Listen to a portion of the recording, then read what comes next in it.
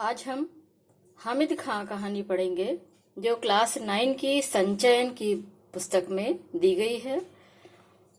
धार्मिक एकता पर यह कहानी है। हिंदू और मुस्लिम दोनों धर्मों के बीच कैसा प्रेम होना चाहिए और किस प्रकार के मनमुटाव दोनों के बीच में आ जाते हैं, इसको लेकर लेखक श्री S.K. पोटेकाट ने इस कहानी को लिखा है। बहुत सुंदर कहानी है। कहानी का शीर्षक है हामिद खां। तक्षशिला जो अब पाकिस्तान में है, उसमें आगजनी का मतलब होता है जब लड़ाई झगड़े हो जाते हैं, दंगे इत्यादि होते हैं, उसमें जो चारों ओर दुकानों को, बाजारों को या सार्वजनिक संपत्ति को जलाया जाता है, तो उन सारी घटनाओं को आगजनी कहा जाता है। उपद्रवियों द्वारा जब आग लगाई जाती है। लेखक कहते हैं, तक्षशिला में आगजनी की खबर यह समाचार पत्र में जब इन्होंने पढ़ा तो पढ़ते ही उन्हें हामिद खां याद आया। मैंने भगवान से विनती की, हे भगवान, मेरे हामिद खां की दुकान को इस आगजनी से बचा लेना। तो पढ़ने के द्वारा हमें ये पता चला कि लेखक का शायद हामिद खां से पुराना परिचय था।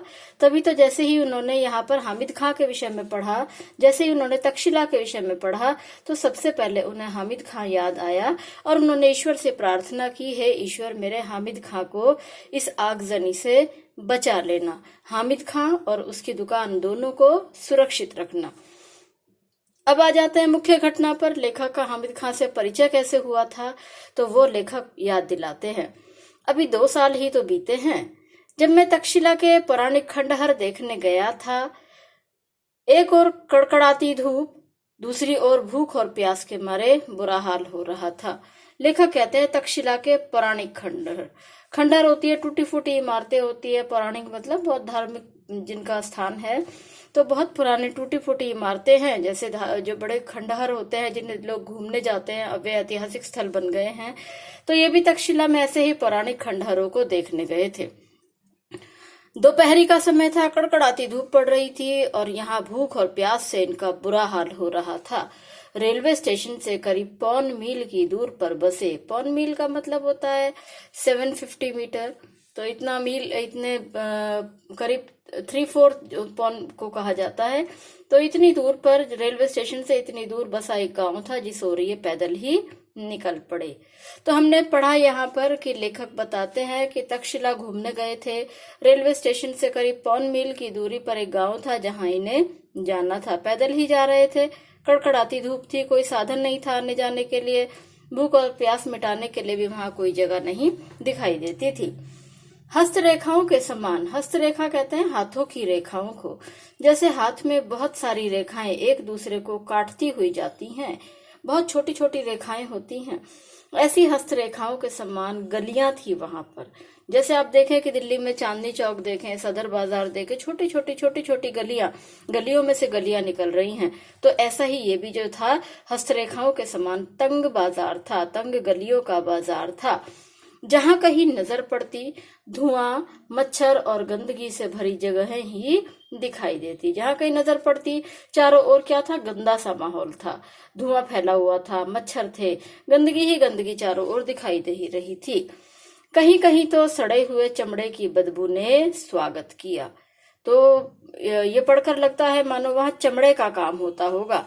कुछ जगह पर जहां पर चमड़े का काम होता है, जैसे चमड़े का जूते बनाए जाते हैं या लेदर के पर्स बनाए जाते हैं, तो वहां पर क्या करते हैं, जानवरों की खाल लेकर आते हैं, मरे हुए जानवरों की खाल को लाते हैं और जब वो पूरी सड़ जाती है तब उस चमड़े को इस्तेमाल किया जाता है।